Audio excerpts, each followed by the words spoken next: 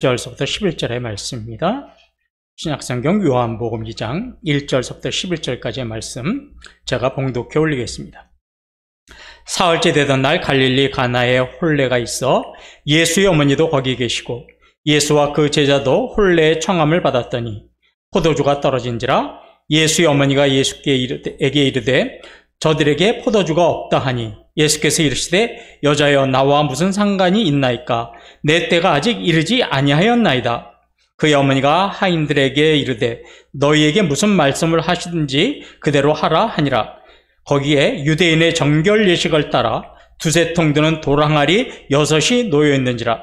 예수께서 그들에게 이르시되 항아리에 물을 채우라 하신즉 아기까지 채우니 이제는 떠서 연회장에게 갖다 주라 하심에 갖다 주었더니 연회장은 물로 된 포도주를 맛보고도 어디서 났는지 알지 못하되 물 떠온 하인들은 알더라.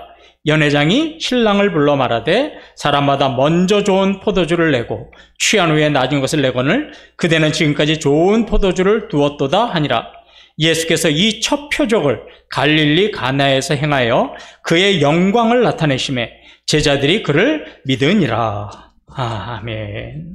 그래서도 여러분들이 기도해 주시기 바랍니다. 네, 말씀을 좀 보도록 하겠습니다. 자, 이제 오늘서부터 요한복음 2장입니다. 요한복음에는요, 예수님이 하나님의 아들이시고 또 능력이 하나님이라는 것을 알리기 위해서 예수님께서 행하신 7개의 기적사건, 초능력 사건이 7개가 기록이 되어 있어요. 그러면 왜 사도 요한은 왜 7개의 기적사건을 기록해 놓았을까?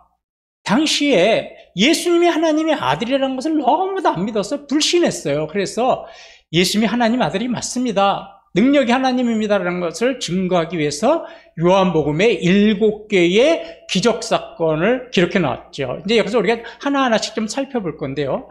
그 중에서 이제 오늘 본문에 나오듯이 예수님이 행하신 첫 번째 기적사건이 뭐냐면 물을 포도주로 만드는 사건입니다. 이 내용은 모르시는 분 없으실 거예요. 다 아실 거예요. 가나라고 하는 마을, 작은 시골 마을에 혼인잔치가 열렸습니다. 그래서 수많은 사람들이 그 결혼을 축하하기 위해서 많은 사람들이 초대가 됐어요. 그래서 한참 즐겁게 음악 소리가 나오고 즐겁게 축제를 벌이고 파티를 하고 있는데 갑자기 손님을 접대하려고 하는 포도주가 다 떨어져 버린 거예요. 그러니까 얼마나 이 주최하는 쪽에서는 얼마나 곤란하게 됐어요. 그렇게 당황하고 있을 때 예수님께서 물을 가지고 포도주로 바뀌게 하는 그런 사건을 통해 가지고 그 혼인잔치가 깨어지지 않고 중단에 멈춰지지 않고 계속 흥겨운 잔치가 되게 하셨다. 이게 오늘 사실은 본문의 내용입니다. 근데 우리는 이 내용을 이렇게만 알고 넘어가는데요, 여기는 굉장히 깊은 신학적인 내용이 있고요, 또 사실은 이해하기 어렵고 굉장히 어려운 내용도 여기에 있어요. 자, 그럼 이렇게 한번 생각해 보세요. 제가 예수님이 하나님의 아들이시고 능력이 하나님이라는 것을 증명하기 위해서 요한복음은 7개 기적사건을 기록해 놨다고 그랬잖아요. 그러면 예수님이 하나님의 아들이라는 것을 증거하려고 세상 사람들에게 보여주려면 왜 그 시골의 작은 마을 혼인잔치에서 하셨을까요? 그것보다는 유대인의 명절에 막 전국에서 또 세계에서 예루살렘 성전으로 얼마나 많은 사람들이 그냥 몰려들어요. 그렇게 수많은 사람들이 몰려들어 있는 예루살렘 성전에서 놀라운 기적을 행하시면 더 많은 사람들이 저분이 하나님의 아들이시구나, 메시아시구나, 이렇게 보였을 거 아니에요. 그럼 효과가 더 좋았을 거 아니에요?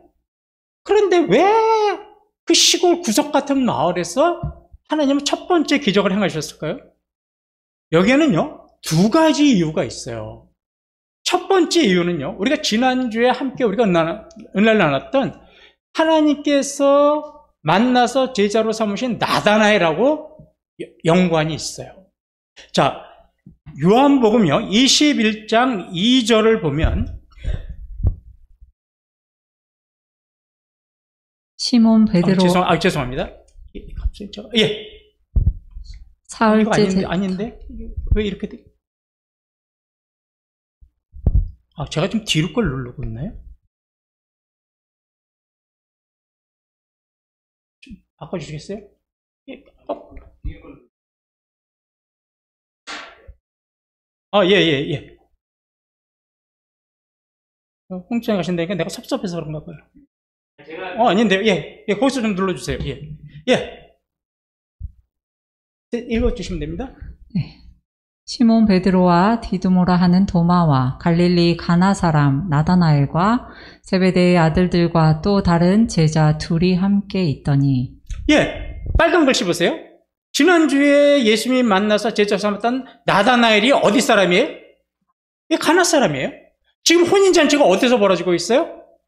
가나에서 벌어져요. 그러니까 예수님께서 나다나엘을 만나셔가지고 이러셨잖아요. 내가 너를 무화과 나무 아래 했다고 나를 믿느냐? 이제 앞으로 네가 더 큰 일을 보리라. 그렇게 말씀하셨잖아요. 그러니까 나다나엘에게 예수님께서 네가 더 큰 일을 보리라고 했던 그 약속을 지키기 위해서 어떻게 하신 거예요? 예수님은 나다나엘의 고향인 가나에서 첫 번째 기적을 행하신 거예요.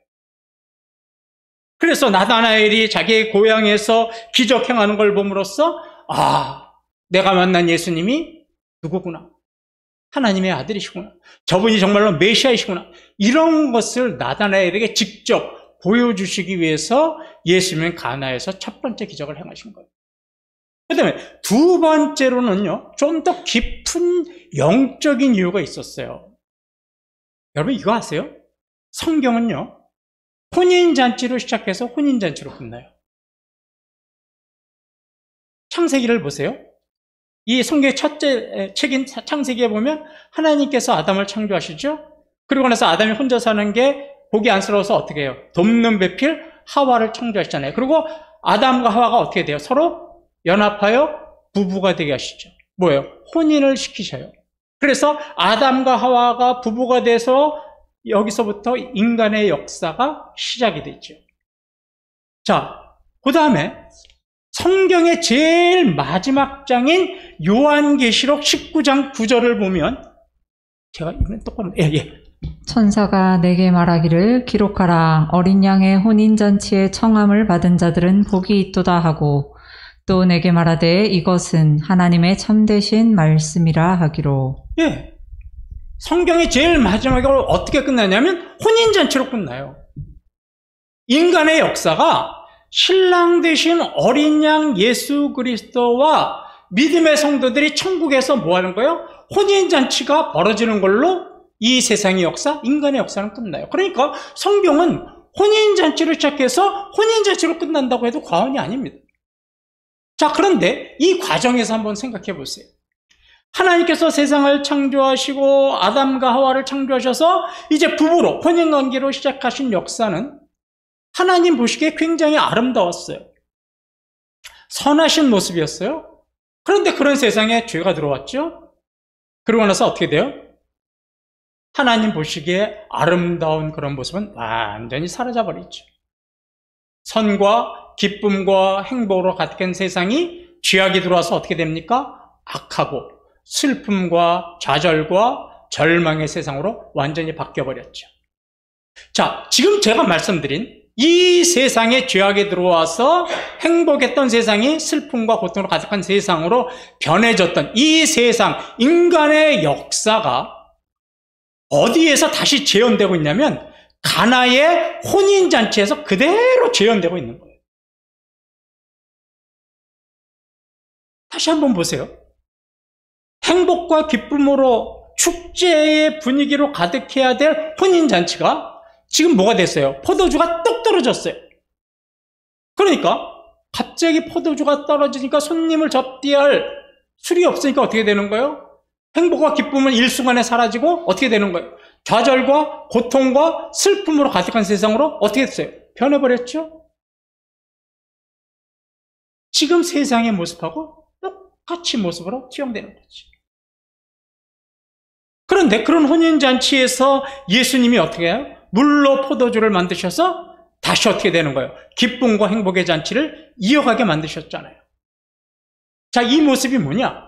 죄악으로 들어와서 행복하고 선하고 아름다웠던 그 모습이 슬픔과 좌절과 고통으로 변했지만 예수님이 다시 이 땅에 오셔서 어떻게 하시겠다는 거예요? 그 세상을 다시 행복한 세상, 기쁨과 감사가 넘치는 세상으로 바꾸시겠다는 거죠.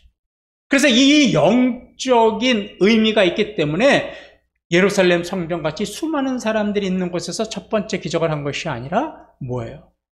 가나 혼인잔치에서 한 거예요. 또 하나, 내가 이 땅에 왜 왔는가 하는 예수님의 정체성을 어디서 보여주시는 거예요?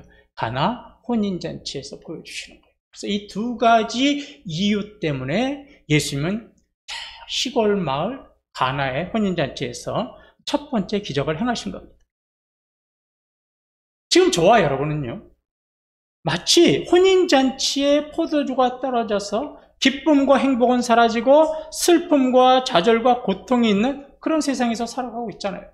이 세상은 죄악이 들어왔어요. 그래서 우리가 살아가고 있는 세상은 참된 평안, 참된 행복은 찾아볼 수가 없습니다. 그저 하루하루 살아가는 것이 힘들고 고통이고 슬픔과 좌절의 연속일 뿐이죠. 그렇다면 우리가 이런 세상에서 어떻게 해야만 다시 행복과 기쁨이 넘치는 세상으로 변해서 살 수 있을까요? 언제까지 우리가 좌절과 슬픔과 고통 속에서 살아야 할까요? 어떻게 하면 우리가 다시 기쁨과 행복의 축제의 잔치 같은 우리의 인생이 될 수 있을까요? 우리는 그 해답을 오늘 혼인잔치에서 찾을 수 있어요. 요한복음 2장 1절서부터 2절을 한번 보시기 바랍니다. 사흘째 되던 날 갈릴리 가나에 혼례가 있어 예수의 어머니도 거기 계시고 예수와 그 제자들도 혼례의 청함을 받았더니 혼인잔치에 포도주가 떨어져서 잔치가 중단될 위기에 있었는데 그 위기의 상황에 있는 혼인잔치에 누가 계셨냐면 예수님이 초대돼서 그 자리에 계셨어요. 그 현장에 계셨어요. 그래서 예수님이 그 정말 위기의 순간에 그곳에 계셔서 어떻게 된 거예요? 물을 포도주로 만드는 기적을 행하시죠. 그래서 어떻게 해요? 기쁨과 행복의 잔치를 이어가게 하시잖아요. 슬픔과 좌절과 고통으로 변해버릴 그럴 위기에 있는 혼인잔치를 다시 기쁨과 행복의 잔치로 이어갈 수 있도록 하신 것은 가장 결정적인 이유는 어디에 있어요? 예수님이 그 자리에 계셨다는 겁니다.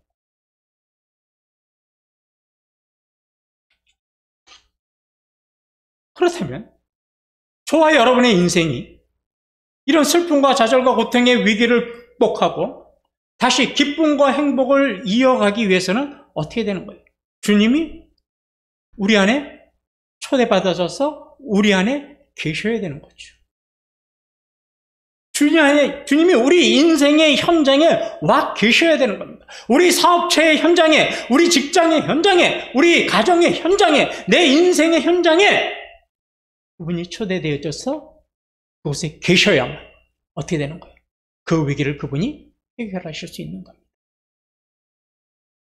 그래야 슬픔과 고통과 좌절이 가득한 세상이다 할지라도 주님이 우리 인생에 초대되어져서 그분이 나와 함께 계시면 우리의 인생은 기쁨과 행복과 감사의 인생을 이어갈 수 있는 거죠. 예수님이 우리 인생에 초대되어져서 우리 안에 거하시지 않으면 우리는 정말 기쁨과 행복의 인생을 다시 회복할 수 없습니다. 그러니까 저와 여러분이 왜 내 인생은 고난의 연속이고 내 인생은 슬픔과 좌절과 고통의 연속일까? 스스로 자신의 정체성을 물어보시기 바랍니다. 내 안에 주님이 초대되어서 나와 함께 계시는가? 내 사업의 현장에, 내 직장의 현장에, 내 가정의 현장에 주님이 나와 동행하고 계신가? 주님이 이 모습을 보시고 이 위기를 지금 해결하시는가? 그것이 아니라면 그 위기를 해결할 수 있는 방법은 없습니다. 그러니까 여러분 문제가 있을 때마다 어떻게 기도해야 됩니까? 주님, 오늘도 내 사업체 현장에 주님이 함께 하시기 바랍니다. 주님, 오늘도 내 가정에 당신을 초대합니다. 오늘도 내 부부의 문제, 자녀의 문제, 우리의 경제 문제, 고부 갈등의 문제, 주님, 당신만이 해결할 수 있습니다. 당신을 이 자리에 초대합니다. 당신이 이 위기를 극복해 주세요. 이렇게 기도해야 돼요. 자, 이제 본문 한 구절씩을 좀 살펴보겠습니다. 지금부터 본문 시작한다고 그럴까요? 언제까지 11절 끝나면 언제까지 할 거야? 다음 주까지 할 거니까 걱정하지 마십시오. 예. 자, 가나안의 혼인잔치가 열렸다는 걸 시작하죠. 근데 이 가나안 혼인잔치가 성경은 누구의 혼인잔치인지는 밝히지 않아요. 그러니까 이게 뭐 예수님의 어머니 마리아하고 친척인지 아니면 마리아하고 굉장히 가까웠던 사이인지 이거는 뭐 성경은 밝히지 않아요. 그런데 우리가 추측할 수 있는 것은 예수님의 어머니 마리아가 그냥 단순히 손님으로 초대된 것이 아니라 거기서 뭐 하고 있어요? 일하고 계시잖아요. 그러니까 영어로 말하면 호스트하고 있는 거예요. 접대하고 있는 거예요. 그럼 그걸 볼 때 우리는 여기엔 굉장히 예수님의 어머니 마리아와 각별한 사이인가 보다. 우리 왜 친한 친구하면 뭐 결혼식 가면 막 도와주고 그러잖아요. 뭐 그런 거하고 마찬가지죠. 그리고 그 자리에 누구도 있었냐면 예수님과 제자들도 이제 함께 초대받아서 있었죠. 자, 우리가 이제 다음 주까지 이어질 이 가나의 혼인잔치를 아시려면요. 먼저 유대인의 결혼 방식, 이걸 좀 먼저 아시는 게 좀 도움이 돼요. 유대인은 결혼을 2번 합니다. 2번. 첫째는 신부 집에서 신부의 가족과 신랑의 가족만 모여요. 그래서 거기서 결혼식을 해요. 이거를 성경은 뭐라고 그러냐면 정혼식이다 그래요. 정혼식. 그러니까 지금 우리나라 지금으로 말하면 뭐가 되는 거예요? 약혼식 하는 거예요. 자, 그럼 이제 가족들끼리만 모여서 약혼식을 해요. 그럼 그때서부터 정식으로 뭐가 되는 거예요? 부부가 돼요. 그런데 단 율법이 금하는 게 있어요. 부부가 됐지만 뭐는 안 돼요. 육체적인 관계를 맺을 수는 없어요. 여러분, 동정녀 마리아가 요셉과 어떤 관계에 있었던 거예요? 정혼식의 관계만 있었던 거예요. 그러니까는 아직까지 완전한 결혼이 안 이루어지니까 뭐예요? 요셉하고 육체적인 관계를 맺을 수가 없었던 사이였던 거예요. 자, 그럼 이제 정혼식이 끝나잖아요? 그러면 이제 다시 돌아가요. 신랑은 자기 집으로. 그래서 그때서부터 뭐 시작하냐면 이제 자신들의 부부가 살 집을 지어요. 집을 짓기 시작해요.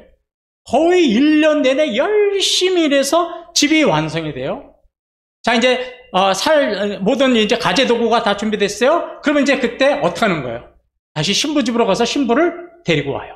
그래서 이제는 두 번째로 신랑 집에서 어떻게 되는 거예요? 혼인잔치를 하는 거예요.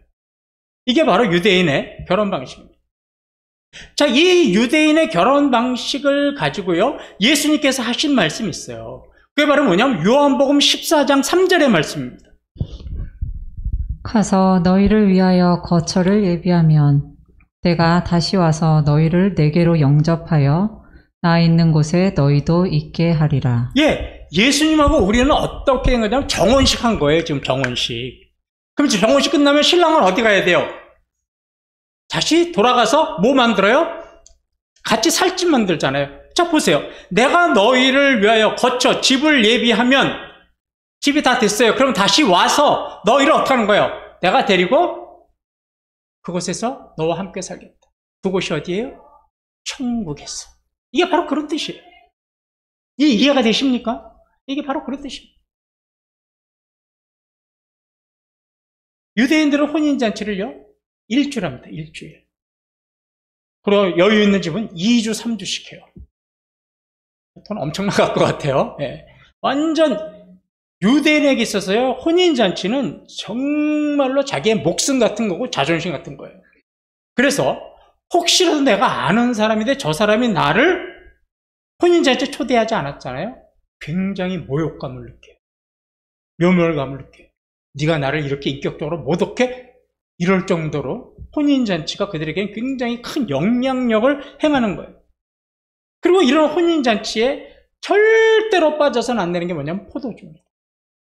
포도주가 빠져서는 안 돼요. 그러니까 부잣집일수록 포도주가 많은 거예요. 그래서 유대인들 사이에요, 농담이 있어요. 어떤 농담이 있냐면 혼인잔치에 신랑은 빠져도 되는데 뭐는 빠져서 안 된다? 네, 포도주는 빠져서 안 된다.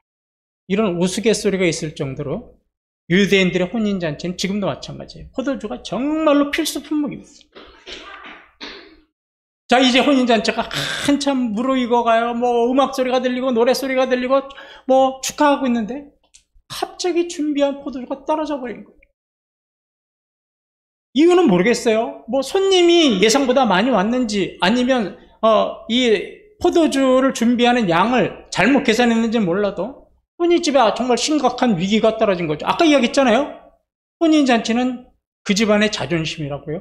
포도주가 떨어졌다, 완전히 그 집은 무시당하는 집안이 되는 거죠. 한순간에 손님을 초대해서 기쁨과 행복의 잔치를 하려고 했던 그 모든 수고와 노력이 물거품이 될 그런 위기에 빠졌습니다. 손님들로부터 불평과 원망을 듣고 완전히 혼인잔치가 중간에 깨어져 버릴 위기가 왔어요. 혼인잔치에 참석할 모든 사람들이 기쁨과 행복으로 잔치를 해야 하는데 한순간에 뭐야 하는 절망과 비웃음과 슬픔으로 변할 수 있는 상황입니다. 자, 그랬을 때 3절을 한번 보십시오. 포도주가 떨어진지라 예수의 어머니가 예수에게 이르되 저들에게 포도주가 없다 하니. 예, 예수님의 어머니 마리아가 막 이제 혼인잔치를 돕다가 포도주가 떨어졌다는 소식을 들었어요. 그래서 야, 이거 어떡하지 이러다가 예수님을 보고는 아들아, 네가 어떻게 이 포도주의 문제를 좀 해결할 수 있는 방법이 없겠니? 하고 물으신 거예요. 그러면 왜 어머니 마리아는 아들 예수님에게 네가 포도주를 해결할 방법이 없겠니? 하고 물으셨을까요? 여기는요, 예수님의 어머니 마리아는 자기 아들 예수님의 출생의 비밀을 누구보다도 잘 알았기 때문이에요. 누가복음 1장 35절 한번 보세요. 천사가 대답하여 이르되 성령이 내게 임하시고 지극히 높으신 이의 능력이 너를 덮으시리니 이러므로 나실 바 거룩한 이는 하나님의 아들이라 일컬어지리라. 예, 우리가 잘 알다시피 마리아가 어느 날 갑자기 천사 가브리엘이 찾아오잖아요. 그래서 뭐라 그래요? 마리아야, 마리아야, 네가 지금 이제 성령으로 잉태를 할 텐데, 아기를 낳을 텐데 그 아기는 하나님의 아들이다, 이러고 알려주잖아요. 그리고 나서 정말로 마리아가 요셉과 관계를 맺지도 않았는데 어떻게 돼요? 성령으로 잉태하고 아들을 낳아요. 그러니까 항상 마리아의 머릿속에, 마음속에는 어떤 생각이 있었냐면 내가 낳은 아들이지만 이 아들은 평범한 아들은 아니겠다. 사실은 마리아는요, 아들의 실체를 정확하게 몰랐어요. 그러나 어렴풋이 뭐예요? 보통 아들은 아니다. 이것만 알고 있었던 거죠. 그러니까 그런 생각이 늘 마음에 있었다가 혹시 우리 아들이 평범한 아들은 아니니까 이 포도주의 문제도 해결할 수 있지 않을까? 이러고 어떻게 한 거예요? 아들에게 넌지시 부탁을 한 거죠.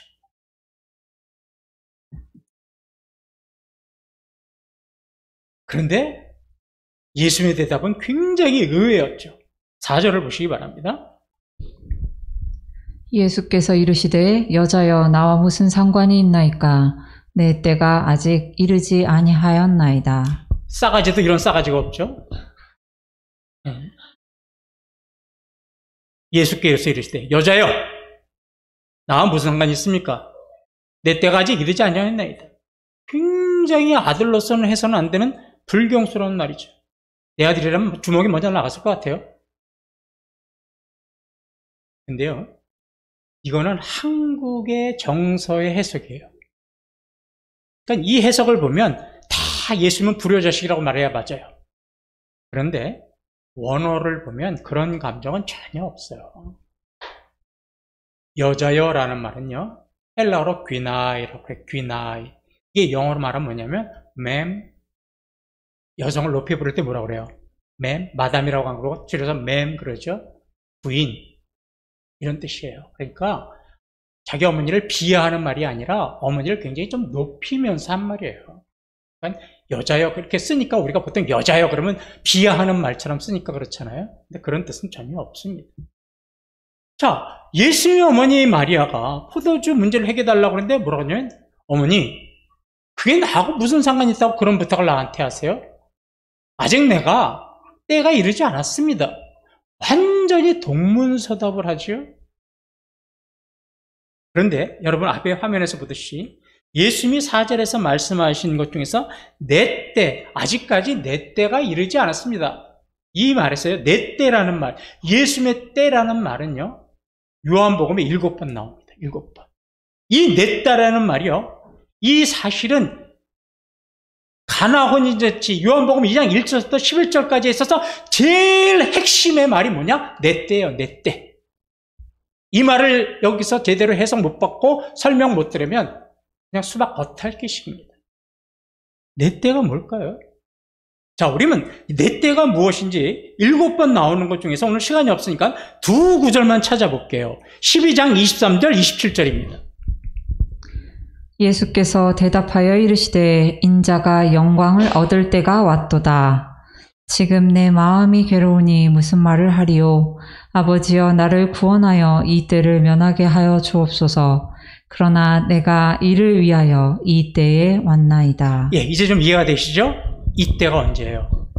예수님께서 죄인을 위해서 고난받으시고 십자가에서 죽으시는 때. 이 때를 말씀하신 겁니다. 그러니까 예수님께서 이 땅에 오신 목적은 뭐예요? 내 때. 십자가에서 죽고 고난받기 위한 거예요. 자, 그럼 이제 정리를 한번 해보죠. 4절에서 예수님이 뭐라고 그랬냐면, 여자여, 그것이 나와 무슨 상관이야? 어머니가, 예, 포도주를 좀 만들어주면 안 되겠니? 그랬더니, 어머니, 그게 나와 무슨 상관이 있는 일이라고 그걸 나한테 부탁하십니까? 난 아직까지 내가 이 땅에 온 때가, 내 일을 할 때가 아직 안 됐습니다. 이런 뜻이에요. 자, 그러면 이 말을 해석하면 이런 거죠. 어머니는 지금 포도주라고 하는 먹고 사는 문제에 대해서 해결을 부탁했어요. 그죠? 혼인잔치에서 먹고 마시는 문제를 해결을 부탁했더니 예수님은 뭐라고 대답을 했어요? 어머니, 나는요, 먹고 사는 문제를 해결하기 위해서 이 땅에 온 게 아닙니다. 나는 그 문제보다도 더 크고 심각하고 인간이 해결할 수 없는 문제를 해결하기 위해서 이 땅에 온 사람입니다. 이렇게 얘기한 거예요. 그러면 예수님이 말하던 더 크고 더 어렵고 인간이 해결할 수 없는 문제가 뭐예요? 영혼의 문제죠. 인간의 본질적인 문제죠. 영생의 문제죠. 죄의 해결의 문제죠. 구원의 문제죠. 그러니까 나는 먹고 살기 해결하려고 이 땅에 온 거 아닙니다. 나는 인간을 구원하기 위해서 왔습니다. 이렇게 말씀하신 겁니다. 이제 5절서부터는 다음 주서부터 우리가 이어가서 좀 말씀을 나눌게요. 자, 오늘 말씀을 맺도록 하죠. 포도주가 떨어진 혼인잔치집에 예수님이 계셨기 때문에, 현장에 계셨기 때문에 문제가 해결될 수 있었다고 말씀을 드렸어요. 그럼 오늘 우리는 귀중한 교훈 하나를 얻어서 갈 수 있습니다. 오늘도 내 인생의 문제를 해결하실 분이 어디 계셔야 돼요? 나와 함께 계셔야 돼요. 내 삶의 현장에 함께 계셔야 돼요. 오늘도 연약한 내 몸에 주님이 내 옆에 계셔야 되고, 내 직장과 사업체에 그분이 나와 함께 계셔야 돼요. 만약 그렇지 못하면 지금이라도 여러분 어떻게 하셔야 되는 거예요? 여러분들의 문제를 놓고 기도할 때, 주님, 오늘 내가 이 경제적인 어려움의 문제 내 힘으로 해결할 수 없습니다. 오늘도 이 경제적인 문제를 앞에 놓고 당신을 초대합니다. 만왕의 왕 예수여, 이 문제를 당신이 해결하세요. 슬픔과 좌절과 고통 속에 있는 내 인생이 다시 하나님의 개입하심으로 인하여 기쁨과 행복으로 변하게 해 주시옵소서. 이렇게 기도하셔야 돼요. 그러면 주님께서 우리의 어려운 문제를 해결해 주십니다. 주님은 우리에게 일용할 양식을 주신다고 분명히 약속하셨어요.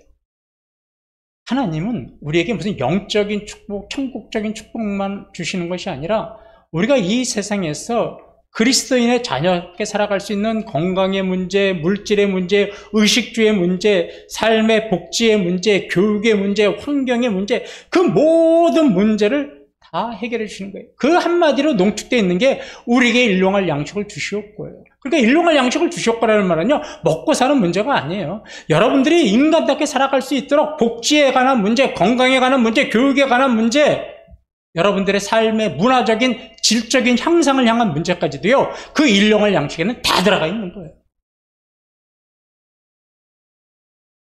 자, 주님께서 아까 말씀드린 대로 여자여, 나와 무슨 상관이 있습니까? 나에게 왜 그런 부탁을 하십니까? 그렇게 말씀하셨지만 주님은 뒤에 가시면 다음 주에 나오겠지만 어머니의 부탁을 완전히 비토하신 것이 아니라 뭐예요? 그 부탁을 들어주시죠. 그러면 비토해놓고 거절해놓고 왜 들어주시느냐? 어머니, 이거 하나는 꼭 기억하세요. 나는 인생의 먹고 사는 문제를 위해서 온 사람이 아니라 죄의 문제를 해결하러 온 사람입니다. 이거 꼭 기억해 주세요. 이런 거예요. 어머니하고 무슨 밀당한 거 아니에요. 자, 그러면 잘 들어보십시오. 분명히 주님은 우리 인생사의 어려운 문제를 찾아오셔서 우리 인생의 먹고 사는 문제, 우리 인생의 삶의 위기의 문제를 어떻게 하세요? 해결해 주세요. 그러면 우리는 거기에 만족하면 안 돼요. 분명히 주님은 우리 인생에 찾아오셔서 어려운 문제, 먹고 사는 문제, 의식주의 문제를 해결해 주셨지만 주님은 이것 때문에 나에게 오신 것이 아님을 압니다. 나는 이것으로 만족하지 않겠습니다. 나의 더 근본적인 영적인 문제, 영생의 문제, 구원의 문제를 당신 앞에 맡깁니다. 이 문제도 당신이 해결해 주시길 원합니다. 이 단계까지 한 걸음 더 나가셔야죠. 근데 우리는 어떻게 돼요? 의식주의 문제만 해결되면 하나님 땡큐 그러고 그 다음에 잊어버려요. 하나님이 이 땅에 오신 본질적인 이유는 우리 인생의 먹고 사는 문제 때문에 오신 것이 아닙니다. 물론 그것을 해결하시지만 더 큰 문제들을 우리에게 해결하기 위해서 오신 겁니다.